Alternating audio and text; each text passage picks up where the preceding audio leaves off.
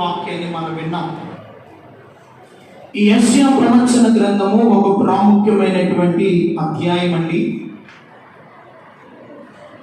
ఇది ఎందుకు ప్రవచన గ్రంథముగా పండితులు భక్తులు పిలుస్తూ ఉన్నారంటే, ఇది ఒక చిన్న మినీ బైబిల్ అంటారు. ఏమిటంటారు? ఒక చిన్న మినీ బైబిల్.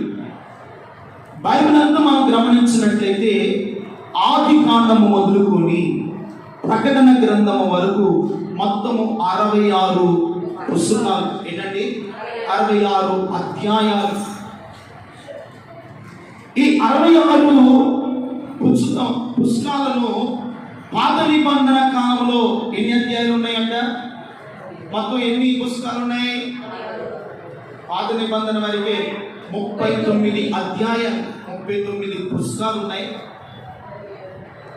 నూతన నిబంధనలోనికి వస్తే 27. ఈ మొత్తం కలిపి ఎన్ని? 66 పుస్తకాలు. దీని ఏమంటారంటే పరిశుద్ధ గ్రంథమైన బైబిల్. ఈ యెషయా ప్రవచన గ్రంథములో మాత్రమే 66 అధ్యాయాలు ఉన్నాయి. దేవునికి స్తోత్రం కలుగునగాక.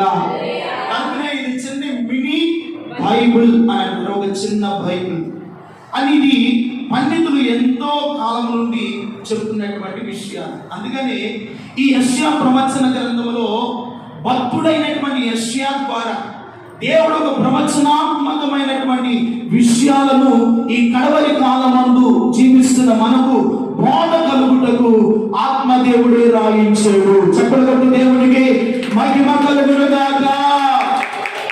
హల్లెలూయా.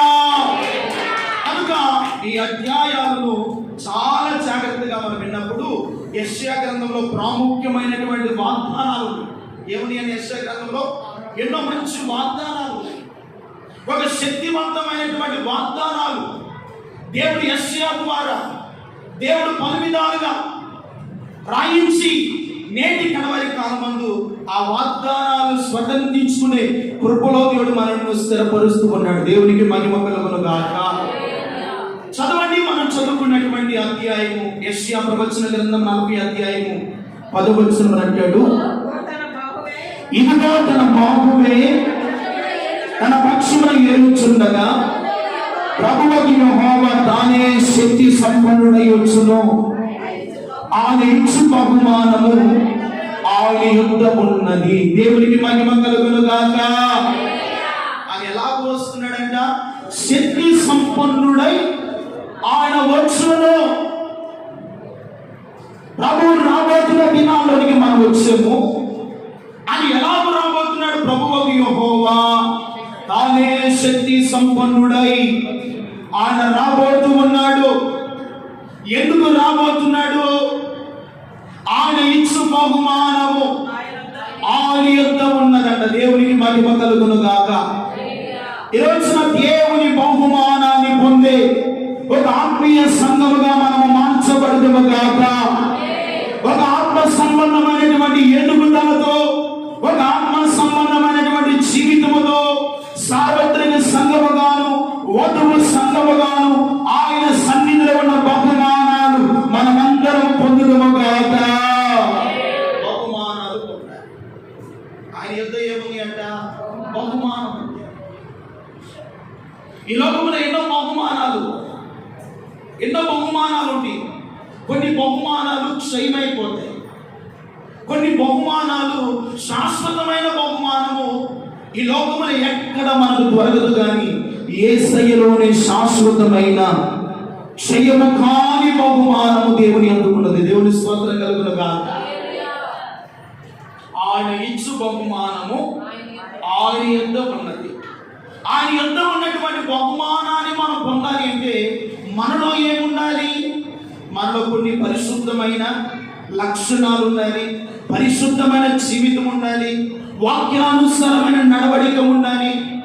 ఒక శ్రేష్టమైనటువంటి ఆత్మ సంబంధమైన సహవాసంలో నీవు అంటుకట్టబడి ఉంటే, దేవునితో సహవాసం చేస్తూ ఉంటే, ఆయన యొద్ద ఉన్నటువంటి బహుమానాన్ని ఏ రీతిగా మనం పొందుకుంటామో పరిశుద్ధ లేఖనాలకి మరి మనం చూస్తే, మొదటిగా లూకా సువార్త 12వ అధ్యాయము 5వ వచనాన్ని మనం చదువుకుంటే, ఒకటి మీ దీపములు వెలుగుచుండనీయుడి అంటున్నాడు.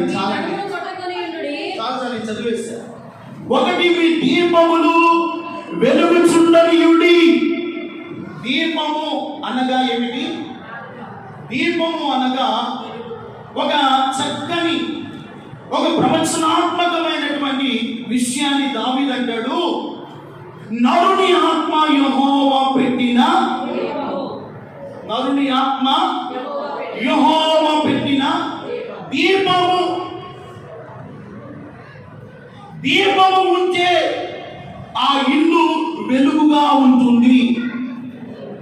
దీపము లేకపోతే ఆ ఇల్లు చీకటితో ఉంటుంది.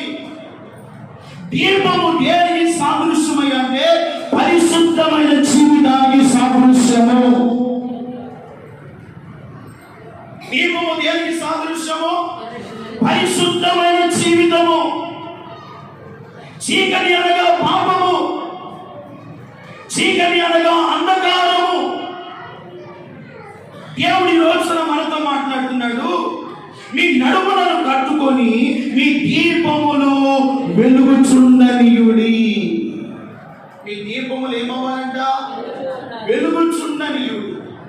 దేవుడిచ్చే బహుమానము, దేవుడిచ్చే ఆశీర్వాదం, దేవుడిచ్చే ఒక శ్రేష్టమైన దీవెన మనం పొందుకోవాలి అంటే మీ దీపములు ఏం చేయాలంట? వెలుగుచూ ఉండాలంట. దేవుని స్తోత్రం కలుగునగా. మీ దీపము ఆరిపోకూడదు.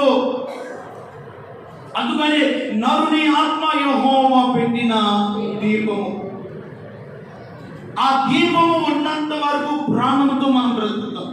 ఎప్పుడైతే ఆ నరునిలో ఉన్నటువంటి ఆ దీపం ఆరిపోతుందో ఇక వీరు చనిపోయారు. అది శవము, అది బాడీ, డెడ్ బాడీ అని చెప్తాం. ఎందుకు? దాంట్లో ఏం లేదు, జీవము లేదు, వెలుగు లేదు, ఆరిపోయింది. అందుకనే మీ దీపములు వెలుగుచుండనీయుడి అంటున్నాడు. ఈరోజున మీ దీపము వెలుగుతుందా? మీ దీపాలు వెలుగుతూ ప్రకాశిస్తూ ఆశీర్వాదకరంగా ఉంటున్నారా? మన పూర్వ దినాల్లో చూస్తే కిరోసిన్ బుడ్డులు ఉంటాయి, తెలుసండి? ఏమంటే కిరోసిన్ బుడ్డులు, ఇంకా లాంతర్లు ఉంటాయి, లైటు లాంతర్లు. అది గ్లాస్లో ఉండి రౌండ్గా ఉండి కొద్దిగా ఎంత పొడుగులు ఉంటాయి.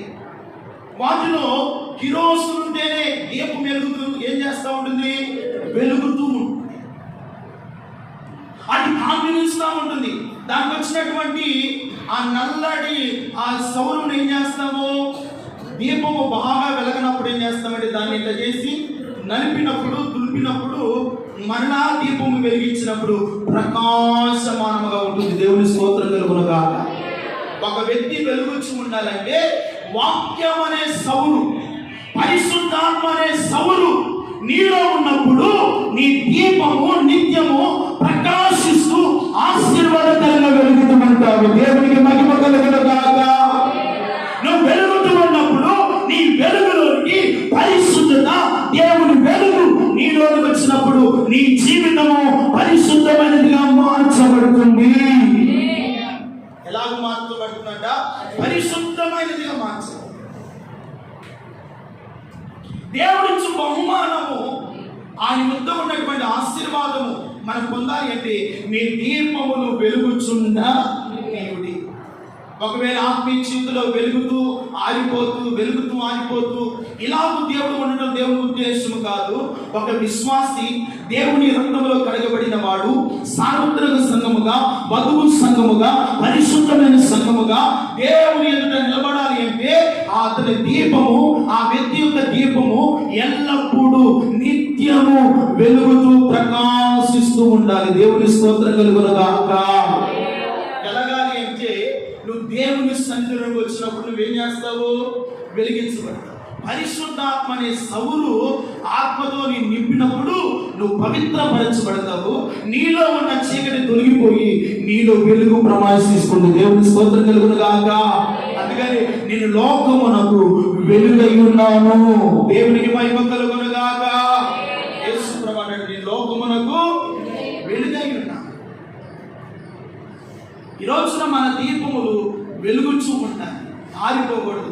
మీ నడుములను కట్టుకొని మీ దీపములు వెలుగుచుండనివి. అలా వెలుగుచు ఉంటే నీలోనికి పరిశుద్ధాత్మ సబురు, వాక్యానుసారమైన జీవితం, ఆత్మచేత నింపుదలలో ఉన్నప్పుడు నీవు ఎలా ఉంటావంటే ఇక చీకటి సంబంధమైనటువంటి కార్యాల్లో ఉండకుండా ఒక ఆత్మ సంబంధమైనటువంటి వెలుగులో నడిపించబడతా ఉంటావు. ఎప్పుడైతే వెలుగులో నడిపించబడతావో పరిశుద్ధాత్మ నీలో సంపూర్ణతలోనికి ఎదుగుతుంది. దేవుని స్తోత్రం కలుగును గాక.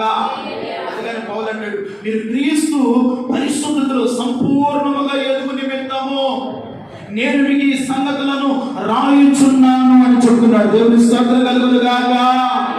క్రీస్తు సంపూర్ణతలో, క్రీస్తు పరిశుద్ధతలోనికి సంగమా మీరు ఎదగాలి, మీరు ఫలించాలి, మీరు ఆశీర్వాదకరంగా ఉండాలి. ఆనిచ్చు బహుమానాలు మీరు ఆయన పొందుకోవాలి. దేవుని స్తోత్రం కలుగును గాక. అందుకనే ఇహలోక బంధాలు మరచి, ఇందాక పాట పడే కదా, ఇహలోక బంధాలు మరచి నీయను నేను నిలచి నీవిచ్చు బహుమతులు నే స్వీకరించి నిత్యానందముతో పరవశించు వేళ ఆయనిచ్చు బహుమానాలు, ఆయనిచ్చే బహుమానాలు మనం పొందుతూ ఆయన సన్నిధిలో నిత్యము పరవశించి ఆనందించి దంతులు వేస్తూ దేవుని సన్నిధిలో ప్రకాశించే దీపము వలె మీ ఆత్మీయత మార్చబడును గాక. హల్లెలూయా. నగరలో చప్పట్లు దేవునికి మహిమ కలుగును గాక. ఆయన ఇచ్చు బహుమానం. అందుకని నీ దీపములు ఏం చేయాలంట? వెలుగుచూ ఉండాలంట. దేవుని బిడ్డ, ప్రభు రాబోతున్న దినాలకు వచ్చాము. క్రీస్తు రాకడ సమీపిస్తూ ఉంది. ఏ దినమున ఏమి సంభవిస్తుందో తెలియని జీవితం, మరణము సమీపిస్తూ ఉన్నటువంటి దినాల్లో ఉన్నాం. బలహీనతలు సమీపిస్తున్నటువంటి దినాల్లో ఉంటాం. ఈ లోకములో మన దీపము ఎప్పుడు ఏ క్షణమున ఆరిపోతుందో మనకు తెలియదు కనుక ఎల్లప్పుడూ దేవునిలో పరిశుద్ధతలో మీ దీపములు వెలుగుచుండడానికి ప్రయాసపడుదురుగాక, కష్టపడుదురుగాక, దేవుని కొరకు మీరు జీవించుదురుగాక. అప్పుడే మీ ఆత్మీయత దేవుని బహుమానాలు పొందుదురుగాక. రెండవదిగా మంచి మార్గమున మీరు నడవాలంట. ఏ మార్గం నడవాలంట? మంచి మార్గం. లోకంలో ఎన్నో మార్గాలు, లోకములో కావాల్సిన ఎంతో ఉంది. వాటికంటే కూడా ప్రభువులో శ్రేష్టమైన మార్గాన్ని మీరు సంపాదించుకోవాలి. ఎక్కడ సంపాదించుకోవాలి? ప్రభువులో మీరు శ్రేష్టమైన మార్గాన్ని సంపాదించుకున్నప్పుడు మీ జీవితము ఆశీర్వాదకరంగా ఉంటుంది, నీ కుటుంబము క్షేమముగా ఉంటుంది, నీ బిడ్డలు ఆరోగ్యకరంగా ఉంటారు. ఆనిచ్చే మంచి మార్గాల్లో మనం ఎలా నడుచుకోవాలో చదవండి ఒక మాట. యూదా పత్రిక 1వ అధ్యాయము 11వ వాక్యాన్ని చదువుకున్నాం. అయ్యో వారికి శ్రమ, వారు కయ్యోను నడిచిన మార్గమున నడిచిరి, ఇదిగో బహుమానము పొందవలనని బిలాము నడిచిన తప్పుడు త్రోవలో ఆతురముగా పరిగెత్తిరి, కోరాము చేసినట్లు తిరస్కారము చేసి ఏమైపోయేవారు? ఈ రోజున దేవుని మందిరానికి వచ్చాం. దేవుని వాక్యాన్ని తిరస్కరిస్తే, దేవుని మాటను తిరస్కరిస్తే వారు ఏమైపోయారంట? నశించారు. దేవుని బిడ్డలారా, దేవుని మంచి మార్గంలో మనం నడవాలి. దేవుని మార్గంలో నడిచినప్పుడు ఆయన ఇచ్చే బహుమానం ఎలాంటిదో శ్రేష్టమైన రీతిలో అంటున్నాడు. అక్కడ అన్నాడు 3 వ్యక్తులు కనబడతారు. ఒకటి కయ్యోను, రెండోది బిలాము, మూడవది కోరాను. కయ్యోను ఎలా నడిచాడంటే, కయ్యోను మార్గమున వారు కయ్యోను నడిచినటువంటి మార్గమున వారు నడిచి బహుమానము పొందవలనని ఇప్పుడు కయ్యోను మార్గం మంచి మార్గమా చెడు మార్గమా? తలవెత్తి నా వైపు చూడండి. కయ్యోను నడిచినటువంటి మంచి మార్గమా చెడు మార్గమా? చెడు మార్గం కదా. మరి చెడు మార్గంలో మనం నడిస్తే బహుమానాన్ని పొందుకుంటామా? ఆలోచించాలి దేవుడు. ఆ ఇశ్రాయేలీయులు ఆనాటి కాలంలో ఉన్నటువంటి ప్రజలు కయ్యోను నడిచినటువంటి మార్గమును నడిచి బహుమానము పొందవలనని బిలాము నడిచిన తప్పుడు మార్గమున ఆతురముగా పరిగెత్తుతున్నారు. ఈ రోజున చాలా మంది చెడు మార్గమున నడిచి నేను పరలోకానికి వెళ్ళాలి, దేవుని రాజ్యాన్ని పొందుకోవాలంటే అది ఈడుబాటు అవుతుందా? అది సాధ్యమవుతుందా? అలాగూ సాధ్యము కాదు. ఎవరైతే పాపములను విడిచిపెట్టి యేసును రక్షకుడిగా అంగీకరించి ఒక శ్రేష్టమైనటువంటి మార్గాన్ని ఎంచుకొని ఆ మార్గమును నడిచినప్పుడంట దేవుడు వారికి సంపూర్ణమైనటువంటి శ్రేష్టమైన బహుమానాన్ని దేవుడు ఇస్తాడు. దేవుని స్తోత్రం కలుగును గాక. కయ్యోను మార్గం వంటి మార్గమున మనం నడిస్తే మనం నశించిపోతాం. కయ్యోను మార్గమును నడిచాడు కానీ దేవునికి ఇష్టం లేకుండా బ్రతికాడు. దేవుని మార్గాన్ని ఎంచుకోలేకపోయాడు. పరిశుద్ధతలో సంపూర్ణంగా ఎదగలేకపోయాడు. దేవుని మందిరానికి వస్తున్నాడు, బలి అర్పిస్తున్నాడు, కానీ ఏ మార్గం నడుస్తున్నాడంటే చెడు మార్గమున నడుస్తున్నాడు. వాక్యానికి అవిధేయుడుగా నడుస్తున్నాడు.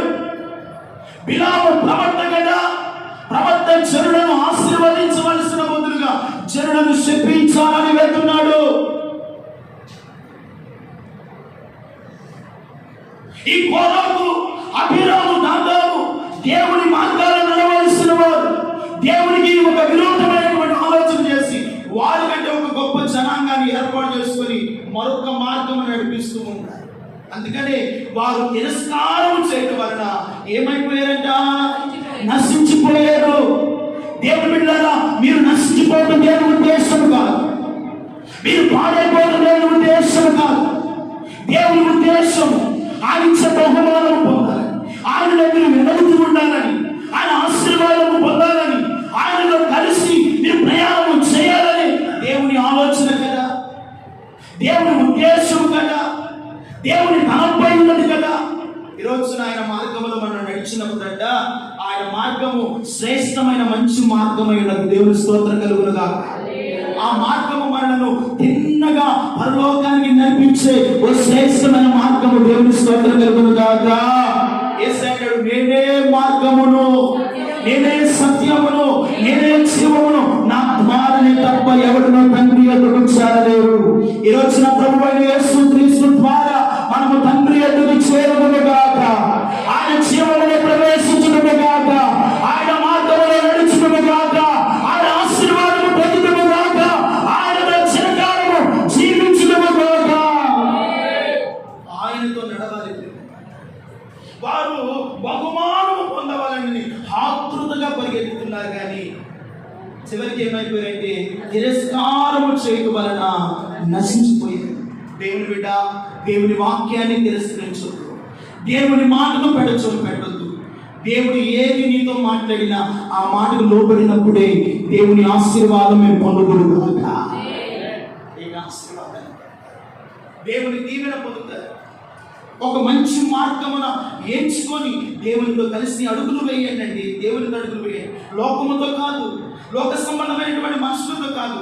ఇదిగో బైబిల్ గ్రంథం అంటుంది, కొరింథీయులకు రాసినటువంటి మొదటి పత్రికలు అంటాడు, ప్రకృతి సంబంధమైన వాడంట ఏ విషయాల మీద ఉంటాడో ఒక మాట రాయబడింది. చూడండి, మొదటి అధ్యాయము, మొదటి కొరింథీ పత్రిక ఒక మాట చదువుతుంది. 2వ అధ్యాయము 14వ వచనం చదువుకుంటే, ప్రకృతి సంబంధమైన మనుషుడు దేవుని ఆత్మ విషయమని అంగీకరింపుడు అతనికి వెర్రితనముగా ఉన్నవి అవి ఆత్మానుభవం చేతనే వివేచింపదగును, వాటిని గ్రహింపచాలడు. చూడండి ప్రియమైన ప్రకృతి సంబంధమైన మనుషుడు ఆత్మ సంబంధమైన విషయములను ఏం చేయడంట? అంగీకరించాడు. వాడికి ఏ కాడికి లోక సంబంధమైన మార్గం, లోక సంబంధమైనటువంటి సహవాసం, ఒక మంచి మార్గం అని వెళ్దాం, ఒక మంచిగా దేవుని సంపాదించుకున్నాం, క్రీస్తుని సంపాదించుకున్నాం, క్రీస్తులో నేను పరిపూర్ణతలోనికి మార్చబడాలి ప్రతి వాడు ప్రకృతి సంబంధమైనటువంటి వాడు ఆత్మ సంబంధమైన విషయాలను దేవుని వాక్యాన్ని ఇచ్చేదంట అంగీకరింపకపోవటానికి వారికి దేవుని మాటలు ఎలా ఉన్నాయంట వెర్రితనముగా ఉంటుంది. దేవుని మాటలు ఆత్మ చేత వివేచింపదగిన వాడు మాత్రమే దేవుని విషయాన్ని అర్థం చేసుకుంటాడు. దేవుని స్తోత్రం కలుగును గాక. అర్థం చేసుకొని జీవితాన్ని మార్చుకొని ప్రవర్తన సరి చేసుకొని మార్గాలు దిద్దుకొని దేవునిలో నమ్మకంగా ఉన్నవాడే ఆత్మ చేత నడిపించబడిన వ్యక్తి. ఆ వ్యక్తి మాత్రమే ఆత్మ విషయాన్ని ఏం చేస్తాడంటే వివేచిస్తాడంట. దేవుని స్తోత్రం కలుగును గాక. రోజున సంగమ ఆత్మ సంగముతో చెప్తున్న మాటలు మీరు వివేచించి ఆత్మ చేత నింపి మంచి మార్గమున నడిపించే కృప దేవుడు మనందరికీ దయచేయును గాక. హల్లెలూయా. మూడవదిగా ఒక చక్కని మాట, ఒక బలమైన నిరీక్షణ ఉండాలి. బహుమానం పొందాలంటే ఏముండాలంట? ఒక బలమైన నిరీక్షణ. యెషయా ప్రవచన గ్రంథము 49వ అధ్యాయము 4వ వాక్యాన్ని చదువుకున్నాం. అయినను వ్యర్థముగా నేను కష్టపడి తిని ఫలమేమీ లేకుండా ఇదిగో నా బలమును వృద్ధాగా వ్యయపరిచి ఉన్నాననుకుంటుని. చూడండి, యాకోబు అంటున్నాడు, నాకు న్యాయకర్త యెహోవాయే, నా బహుమానము నా దేవుని యొద్దనే ఉన్నది. చప్పట్లకు దేవునికి మహిమ కలుగును గాక. ఎవరు మాట్లాడినాడంటే యాకోబు అంటున్నాడు. ఏమంటున్నాడు? అయినను నేను వ్యర్థముగా కష్టపడి తిని నాకు ఫలమేమీ లేకుండా. ఇదిగో యాకోబు వ్యర్థముగా 20 సంవత్సరాలు కష్టపడ్డాడు. ఎన్ని సంవత్సరాలు? 20 సంవత్సరాలు వ్యర్థముగా కష్టపడి ఫలమేమి పొందలేని స్థితిలో నేనున్నాను అని చెప్తూ యెహోవాయే నా బహుమానము నా రక్షణకర్త ఆయన యొద్దనే ఉన్నది. దేవుని స్తోత్రం కలుగును గాక. ఏ విషయాల్లో అతని జీవితము వృద్ధాపరచబడిందో, ఏ విషయంలో కష్టముగా ఫలము లేకుండా జీవిస్తూ వచ్చాడో గ్రహించిన యాకోబు ఏం చేశాడంటే ప్రభు దగ్గరికి వెళ్ళి పశ్చాత్తాపంతో విరిగి నలిగిన హృదయంతో ప్రార్థన చేస్తూ ఉన్నాడు. ఏమంటున్నాడంటే నేను వృద్ధాగా కష్టపడి వ్యర్థముగా నేను కష్టపడ్డాను. ఈ రోజున చాలా మంది వ్యర్థమైన దాని యందు మనసు పెట్టి ఎంతో సంపాదించాలని, ఏదో కూడగొట్టాలని ఈ లోకంలో ప్రయాసపడుతున్నారు. నువ్వు కష్టపడినదంతా కూడా వృద్ధా అంటున్నాడు దేవుని వాక్యం. కష్టపడాలి, కుటుంబం కొరకు కష్టపడాలి, కుటుంబ ఆశీర్వాదం కొరకు కష్టపడాలి, బిడ్డల భవిష్యత్తు కొరకు కష్టపడాలి. ఈ కష్టపడితో పాటు దేవునిలో కూడా మీరు ప్రయాసపడాలి. దేవుని స్తోత్రం చెప్పండి. ఇదిగో నీ కుటుంబం కొరకు ఎంత కష్టపడుతూ ప్రయాసపడుతూ ఉంటావో సేమ్ టైం దేవునితో కూడా ఆ విధంగా మీరు ప్రయాసపడే కృప దేవుడు ఇచ్చుగాక. దేవునితో ప్రయాసపడాలి. ఇప్పుడు హానోకు దేవునితో నడుస్తూ కుటుంబాన్ని, బిడ్డలను, భార్యను చక్కగా చూసుకుంటూ వచ్చాడు. దేవుని స్తోత్రం కలుగును గాక. దేవునితో నడుస్తూ చూసుకున్నాడు. దేవునితో కాకుండా నా కుటుంబమే, నా బిడ్డలమే, ఇదే నాకు లోకం, ఇదే నాకు శాశ్వతం, ఇదే నాకు అని లోకం కుటుంబం కొరకు ప్రయాసపడ్డా, దేవుని కొరకు ప్రయాసపడ్డా. 300 సంవత్సరాలు ఎవరితో నడిచాడు? దేవునితో నడిచాడు కదా. కనుక దేవునితో ప్రయాసపడ్డాడు కదా. దేవుడిచ్చే బహుమానం కొరకు ఎదురు చూస్తూ వచ్చాడు కదా. అందుకనే మరణము చూడకుండా హానోకు ఉండిపోబడ్డాడు. దేవుని స్తోత్రం కలుగును గాక. ఫలమనే ఆశీర్వాదము పరలోకములో హానోకు పొందగలిగినట్లుగా మీరు దేవుని కొరకు ప్రయాసపడగలిగితే హానోకు వలె శ్రేష్టమైన బహుమానము ఆయన సన్నిధిలో పొందుకును గాక. హానోకు ప్రయాసపడ్డాడు.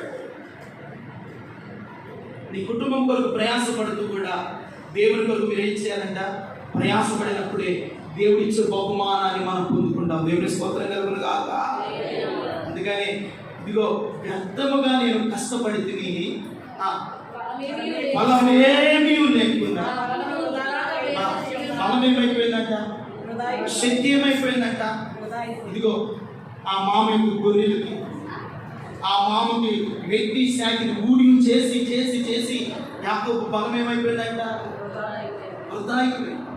అయ్యా నీ పాదాలు పట్టుకుంటే, నీ వైపు చూస్తే, నీ కొరకు ప్రయాసపడితే నేను వృధా అయ్యేవాడిని కాదు, నా బలము తగ్గిపోయేది కాదంటూ మరలా దేవుని యందు ప్రార్థన చేస్తూ ఉండగా యాకోబు అంటున్నాడు, చదవమ్మా. యెహోవాయే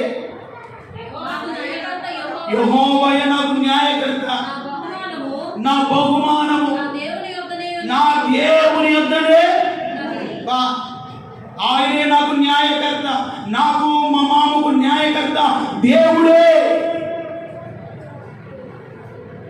అని ఆయన యొద్ద ఉన్నటువంటి బహుమానము ఆయన నాకు ఇస్తాడన్న నిరీక్షణతో, విశ్వాసంతో, ఇదిగో బలమైన నిరీక్షణతో యాకోబు దేవుని వైపు చూడటం ప్రారంభించాడు. దేవుని స్తోత్రం కలుగును గాక.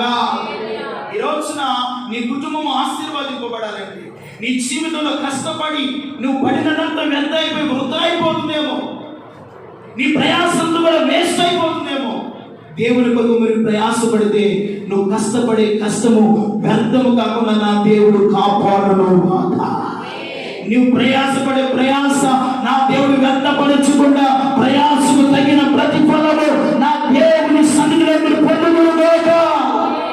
ఆయన సన్నిధిలో పొందుతారు.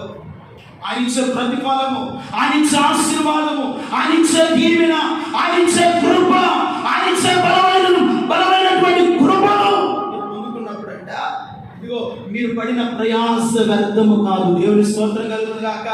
అందుకని పౌలు అంటాడు, నేను పడిన ప్రయాస ప్రభువునందు ఎప్పటికీ వ్యర్థము కాలేదంటున్నాడు. దేవుని స్తోత్రం కలుగును గాక. నేను పడిన ప్రయాస, నేను కాల్చిన కన్నీరు, నేను అనుభవించినటువంటి శ్రమలు నా దేవుని కొరకు నేను పొందాను కనుకనే నా ప్రయాస వృధా కాలేదు. దేవుని స్తోత్రం కలుగును గాక. మీరు ఎంత ఈ లోకంలో దేవుని కొరకు ప్రయాసపడి దేవుని కొరకు ఎంత ముందడుగు వేస్తూ దేవుని కొరకు నమ్మకంగా ఉన్నప్పుడు మీ జీవితంలో దేవుడు బలమైన కార్యాలు చేయడం కాదు మాత్రమే కాకుండా ఆయన యొద్ద ఉన్నటువంటి బహుమానము, ఆయన యొద్ద ఉన్నటువంటి ఆశీర్వాదాన్ని దేవుడు సదాకాలం మనకి ఇచ్చును గాక. 4వ పాయింట్, నీతి కార్యాలు చేయాలంట. నీతి కార్యాలు ఎవరు చేస్తాడు? శాశ్వతమైన బహుమానాన్ని దేవుడు ఇస్తాడు కదా. ఆయన ఇచ్చే బహుమానం పొందాలంటే నీతికరమైనటువంటి మంచి కార్యాలు మనం చేస్తూ దేవునికి ఎల్లప్పుడూ మన ఆత్మీయంగా నడిపించబడుతున్నప్పుడు నీతిమంతుడైన న్యాయాధిపతి మన కొరకు ఆకాశమందు ఉన్నాడు. ఆ నీతి కలిగిన కార్యాలతో దేవుడు మనల్ని ఊరేగించి నడిపిస్తాడంట. దేవుని స్తోత్రం చెప్పండి. హల్లెలూయా. చదవండి సామెతల గ్రంథం 11వ అధ్యాయము 18వ వాక్యం అంటాడు, నీతిని విత్తువాడు శాశ్వతమైన బహుమానము నొందును. దేవుని స్తోత్రం చెప్పండి. హల్లెలూయా. ఏమి విత్తిన వాడంట? నీతి అనే నీతి కార్యాలు చేసిన వాడంట దేవుని యొక్క శాశ్వతమైన బహుమానము పొందును. దేవుని స్తోత్రం కలుగును గాక. పౌలు అంటాడు, నేను బహుమానము కొరకు పరిగెత్తుతున్నాను, నేను బహుమానము కొరకు ప్రయాసపడుతున్నాను, నేను వ్యర్థముగా ప్రయాసపడలేదు. నా గురి అయినా, నా ప్రయాస అయినా, నా యొక్క గమ్యమైన, నేను పడే శ్రమ అయినా, నేను ఎదుర్కొనే ఇబ్బందులైనా, నేను పడే ఈ బలహీనతలైనా నీతికరమైన కార్యాల కొరకు నేను ప్రయాసపడుతున్నాను. అందుకే నా దేవుడు నా కొరకు నీతి కిరీటము, శ్రేష్టమైన కార్యాలు చేయటకు ఆయన నా కొరకు సిద్ధపరుస్తున్నాడు. దేవుని స్తోత్రం చెప్పండి. నీతికరమైన కార్యాలు చేస్తాడు కనుకనే పౌలు అంటాడు, నేను మంచి పోరాటము పోరాడి తిని, నా పరుగు గుణముట్టించి తిని, విశ్వాసాన్ని కాపాడుకుంటుని, నా కొరకు బహుమానం నీతి కిరీటమును దేవుడు సిద్ధపరుచున్నాడు. అందుకని నీతి కలిగిన కార్యాలు చేస్తానంట శ్రేష్టమైనటువంటి బహుమానము దేవుని యొక్క మనం పొందుతామంట. దేవుని స్తోత్రం చెప్పండి. నీతి కార్యాలు ఏమిటి? ఇతరులకు సహాయపడుతున్న నీతికరమైన కార్యాలు, ఆకలితో ఉన్న వారికి ఆహారం పెడుతూ నీతి కలిగిన కార్యాలు, ఆకలి కొనివాడు నీకు కనబడితే ఆహారము పెట్టుటయు, వస్త్రహీనుడు నీకు కనబడితే వస్త్రములు ఇచ్చుటయు, ఇగో తప్పికొనిన వాడు నీకు కనబడితే దాహం ఇచ్చుటయు, ఇంతే కదా యెహోవా నిన్ను అడుగుచున్నాడు. ఇదే కదా యెహోవా అడుగుచున్నాడు. ఇలాంటి నీతి కలిగిన కార్యాలు చేసినప్పుడంట దేవుని యొక్క శాశ్వతమైన, చెప్పరే ఎటువంటి బహుమానం? శాశ్వతమైన బహుమానము. మన దేవుడు శాశ్వతుడైన దేవుడు, మన దేవుడు పరిశుద్ధుడైన దేవుడు, మన దేవుడు ఆశ్చర్య కార్యాలు చేయగలవాడు, మన దేవుడు నీతి కలిగిన న్యాయాధిపతి. కనుక ఆయన ఇచ్చే బహుమానాన్ని మనం పొందుకోవాలి అంటే ఇదిగో ఒకటి, మీ దీపములు వెలుగుచూ ఉండండి. దీపము అనగా పరిశుద్ధత. ఈ పరిశుద్ధత అనే దీపము ఎల్లప్పుడూ వెలుగుతూనే ఉండాలి. దేవుని స్తోత్రం కలుగునుగా. ప్రార్థన జీవితంలో వెలుగుతూ ఉండాలి, విశ్వాసంలో వెలుగుతూ ఉండాలి, దేవుని మందిరానికి వచ్చే విషయంలో వెలిగే వారిగా ఉండాలి, ఆసక్తి కలిగిన వారిగా ఉండాలి. అప్పుడే దేవుడు మీకు ఏమిస్తాడంట? బహుమానం ఇస్తాడు. రెండవదిగా దేవుడు మీకు ఇచ్చే బహుమానము పొందాలి అంటే ఇదిగో బిలాము నడిచిన మార్గం, కయ్యోను నడిచిన మార్గం, ఇదిగో కోరాహు నడిచిన మార్గాల్లో కాకుండా ఒక శ్రేష్టమైన మంచి మార్గాలు మీరు నడవగలిగితే ఆయన యొద్ద ఉన్నటువంటి బహుమానాన్ని దేవుడు మీకు ఇస్తాడు. దేవుని స్తోత్రం కలుగును కాక. మూడవదిగా బలమైన నిరీక్షణ. యాకోబు అంటాడు, ఇదిగో నేను వ్యర్థముగా కష్టపడ్డాను, ప్రయాసపడ్డాను, ఫలమేమియు. దేవుని బిడ్డ, దేవుని కొరకు ప్రయాసపడే వారికి ఆయన ఫలమిచ్చే దేవుడు. హల్లెలూయా. ఏమిస్తాడంట? ఫలమిస్తాడంట. ఈ రోజున ఏ ఫలం లేదని బాధపడుతున్నావా? ఏ ఆశీర్వాదం లేదని దిగులు పడుతున్నావా? ఏ సమృద్ధి లేదని కృంగిపోతున్నావా? ఇదిగో దేవునిలో మీరు బలమైన నిరీక్షణ దేవుని మీద పెట్టుకొని, ఇంతకాలము నా కొరకు, నా కుటుంబం కొరకు, నా బిడ్డల కొరకే కష్టపడ్డాను, నా జీవితం వృధా అయిపోయింది అనుకొని ప్రభు పాదాలు పట్టుకొని యాకోబు వలె నా నిరీక్షణ కర్తవకు దేవా, నీ యొద్ద ఉన్న బహుమానము నాకు ఇవ్వు ప్రభు అని దేవుని పాదాలు పట్టుకోగలిగితే యాకోబును బహుమానముతో నింపిన దేవుడు మరలా బలపరిచి ఇగో రెట్టింపు జనముగా దేవుడు ఆ యాకోబును ఆశీర్వదించినట్లుగా మీ కుటుంబాలు కూడా నా దేవుడు దీవించునుగాక, ఆశీర్వదించునుగాక. ఏ ఫలము లేదని బాధపడుతున్నావో ఆ ఫలము దేవుడు మీకు, మీ బిడ్డలకు, అది ఎటువంటి ఫలమైనా నా దేవుడు మీ ఒడిలో వేయునుగాక, మీ బిడ్డల ఒడిలో వేయునుగాక. అది గర్భఫలమైన ఫలమైన దేవుడు నిశ్చయముగా కార్యసిద్ధి కలుగు చేయునుగా. ఆయన ఫలం ఇచ్చేది, ఆయన ఆశీర్వదించేది, ఆయన అభివృద్ధిని కలుగు చేసేది. ఈ రోజున బాధపడవద్దు, ఫలమేది లేదని, ఆశీర్వాదమేది లేదని కృంగిపోకుండా ఇదిగో దేవుని పాదాలు పట్టుకో. ఇంతకాలం ప్రయాసపడ్డావు, కష్టపడ్డావు, నీ ప్రయాస అంతా కూడా వ్యర్థమైపోయిందేమో. ఈ రోజున దేవుని పాదాలు పట్టుకోను. అయ్యా, నీ వైపు చూస్తున్నాను, నా నిరీక్షణ కర్తవకు దేవా, నాకు బలమివ్వయ్యా, నాకు సహాయం చేయ, నాకు ఫలభరితమైన ఆత్మీయతనివ్వయ్యా అని దేవుని స్థితిలో ప్రార్థన చేస్తే అట్టి కృపలో దేవుడు నడిపించునుగా.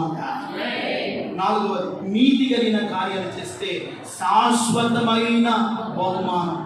ఎప్పటి బహుమానం అంట? ఈ లోకంలో ఉన్న బహుమానాలు క్షయమైపోతాయి, పాతైపోతాయి. బహుమానం వాడుకున్న షోకేసులను ఎడబెడితే ఏమైపోయింది? తుప్పు పట్టింది, సిలుం పట్టింది.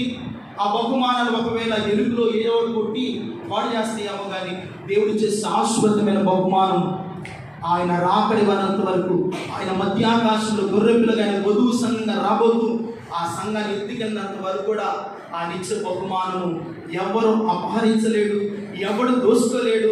నీ కిరీటాన్ని, నీ బహుమానాన్ని ఎవడు పాడు చేయలేడు. దేవుని స్తోత్రం కలుగును గాక. అటువంటి శాశ్వతమైన బహుమానం దేవుని సన్నిధిలో ఉన్న దేవుని బిడ్డ మనందరికీ దేవుడే ఇచ్చునుగాక. ఆయన మంచి బహుమానాలతో మిమ్మల్ని నడిపించునుగాక. ఒక మంచి ఆశీర్వాదాలతో మిమ్మల్ని, మీ బిడ్డలను దీవించునుగాక. ఒక గొప్ప ఆత్మ సంబంధమైన బహుమానాలు ఈ కల్వరి ప్రార్థన మందిరంలో ప్రతి విశ్వాసి కుటుంబానికి ఆత్మదేవుడు దయచేయునుగాక.